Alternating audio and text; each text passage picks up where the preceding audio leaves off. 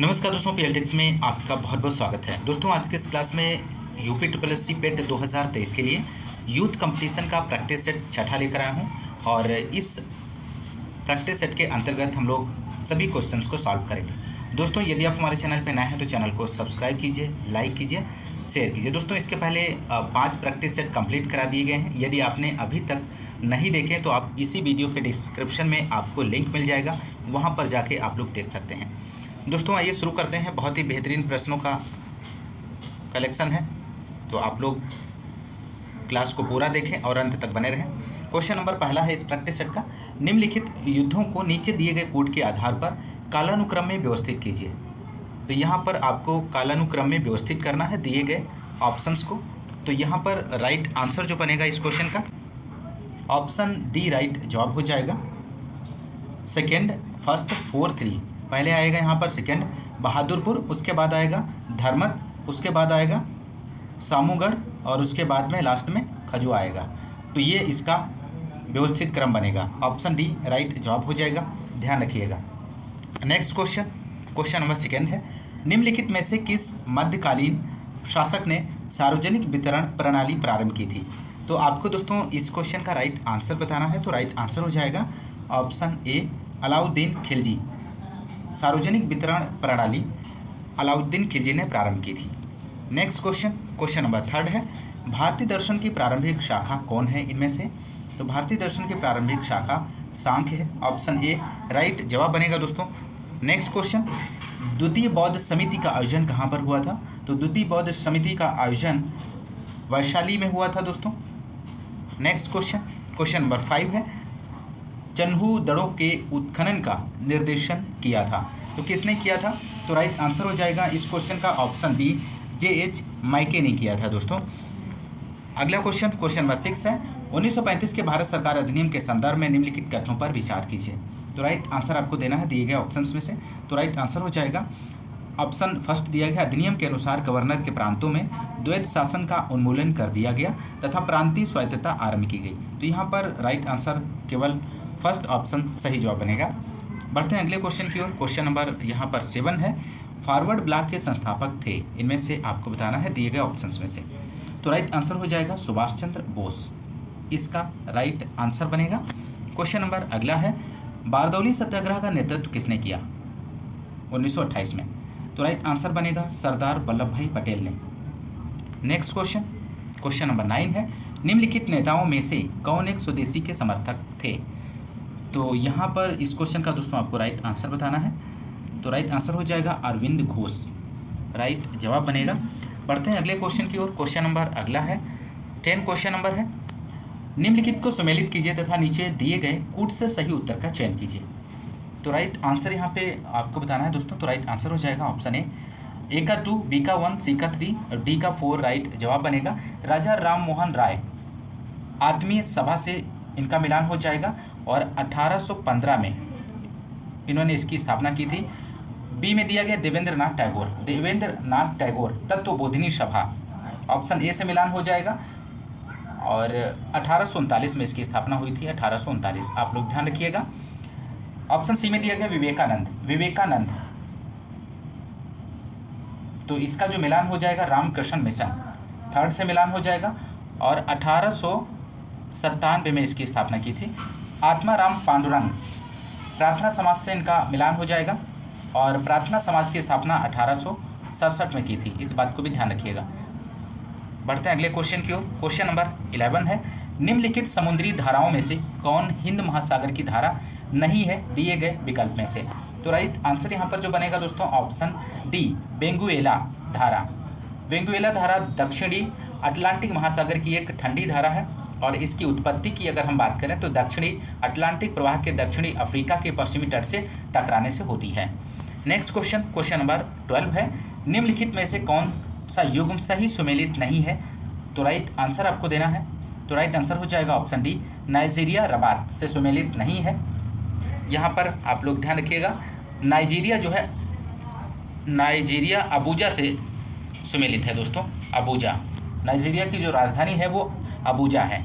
तो option D यहाँ पे राइट आंसर हो जाएगा क्योंकि पूछा गया है नहीं है। बाकी सभी ऑलरेडी सुमेलित है, घाना का अक्रा हो जाएगा, केन्या का नैरोबी हो जाएगा और नामीबिया का विंड हॉक हो जाएगा। ध्यान रखिएगा। क्वेश्चन अगला है, कथन ए काली कपास वाली मृदाएं वर्षाहीन खेती के लिए आदर्श हैं।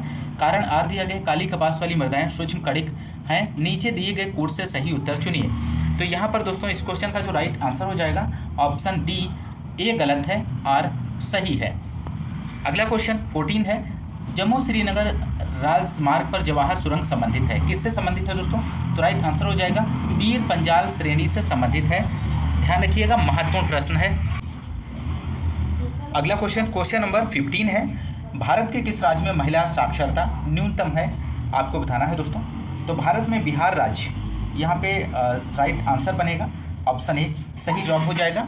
नेक्स्ट क्वेश्चन नंबर 16 है, भारत में मुद्रा करेंसी की आंशिक परिवर्तनीयता का अर्थ इनमें से आपको बताना है। तो राइट आंसर हो जाएगा भुगतान संतुलन के चालू खाते पर परिवर्तनीयता।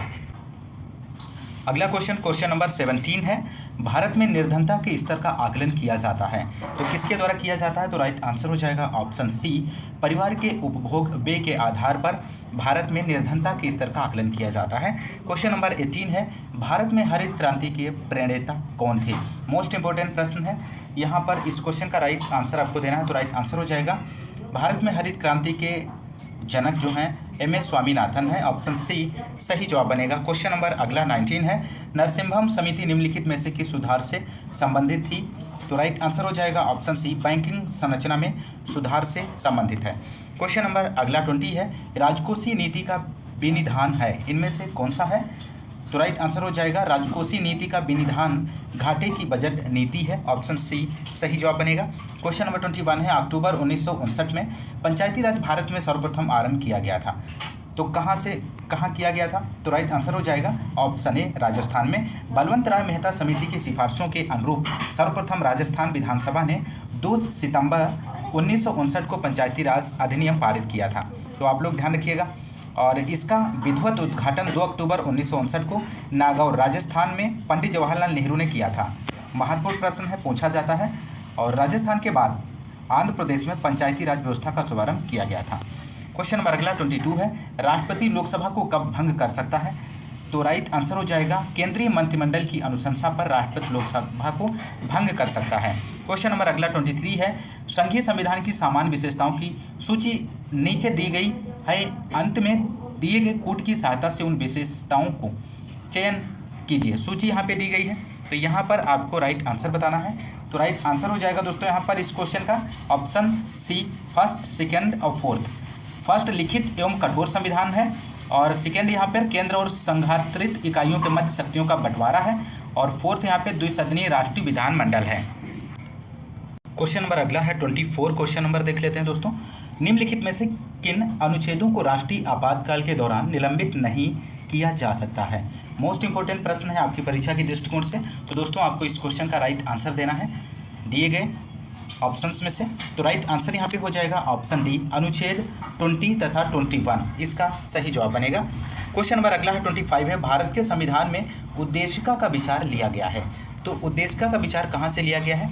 तो राइट आंसर हो जाएगा भारतीय संविधान में उद्देशिका या प्रस्तावना का स्रोत अमेरिकी संविधान से लिया गया है दोस्तों। तो राइट आंसर जो बनेगा ऑप्शन डी, यूएसए के संविधान से। नेक्स्ट क्वेश्चन 26 है, थायमीन है, इनमें से आपको बताना है। ऑप्शन ए है विटामिन सी, ऑप्शन बी है विटामिन B2, ऑप्शन सी है विटामिन B6, ऑप्शन डी है विटामिन B1। तो थायमीन इनमें से आपको बताना है। तो थायमीन विटामिन B1 है, ध्यान रखिएगा। अगला क्वेश्चन नंबर 27 है। क्वेश्चन नंबर 27 है, निम्न में से कौन सा कोशिकांग आनुवांशिका अभियांत्रिकी से संबंधित है? यहाँ पर दोस्तों इस क्वेश्चन का राइट आंसर हो जाएगा ऑप्शन सी, प्लाज्मिड, इसका सही जवाब बनेगा। क्वेश्चन नंबर अगला है 28, सूची फर्स्ट को सूची सेकंड से सुमेलित कीजिए और सूचियों के नीचे दिए गए कूट का प्रयोग कर सही उत्तर चुनिए। तो सूची फर्स्ट एक तरफ है, सूची सेकंड दूसरी तरफ दी गई है। तो यहाँ पर आपको राइट आंसर देना है। तो राइट आंसर हो जाएगा ऑप्शन डी, इस क्वेश्चन का सही जवाब बनेगा। ए का 2, बी का 1, सी का 4, डी का 3 राइट जवाब हो जाएगा। बढ़ते हैं अगले क्वेश्चन की ओर। क्वेश्चन नंबर 29 है, मिट्टी के घड़े में निम्न में से किस क्रिया के कारण जल ठंडा रहता है? आपको बताना है दोस्तों।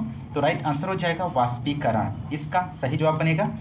नेक्स्ट क्वेश्चन 30 क्वेश्चन नंबर, निम्नलिखित सिद्धांत पर रॉकेट कार्य करता है। तो रॉकेट किस सिद्धांत पे कार्य करता है आपको बताना है दोस्तों। तो राइट आंसर हो जाएगा ऑप्शन सी, संवेग संरक्षण के सिद्धांत पे कार्य करता है।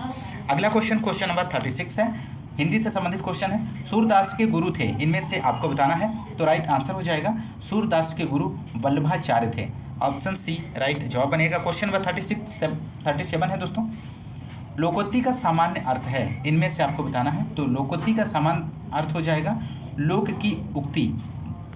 अगला क्वेश्चन 38, निम्नलिखित शब्दों में से स्त्रीलिंग शब्द को पहचानिए। तो स्त्रीलिंग शब्द का चयन करना है आपको दोस्तों दिए गए ऑप्शंस में से। तो राइट आंसर हो जाएगा इस क्वेश्चन का ऑप्शन डी, अश्विनी, इसका सही जवाब बनेगा। अगला क्वेश्चन नंबर 39, निम्न 4 विकल्पों में से शुद्ध वर्तनी वाला शब्द पहचानिए। तो राइट आंसर बनेगा ऑप्शन ए, कृष्ण। कृष्ण शुद्ध वर्तनी वाला शब्द है, से सभी विकल्प जो हैं अशुद्ध दिए गए हैं दोस्तों, आप लोग ध्यान रखिएगा। क्वेश्चन नंबर 40 है, शीत का विलोम होगा। तो शीत का विलोम दिए गए ऑप्शंस में से कौन सा होगा। तो राइट आंसर हो जाएगा ऑप्शन डी, उष्ण। शीत का विलोम उष्ण होता है और कृष्ण का विलोम शुक्ल होता है और ठंड का विलोम गर्म होता है। अगला क्वेश्चन नंबर अगला, प्रतिवर्ष अंतर्राष्ट्रीय जनसंख्या दिवस कब मनाया जाता है आपको बताना है दोस्तों।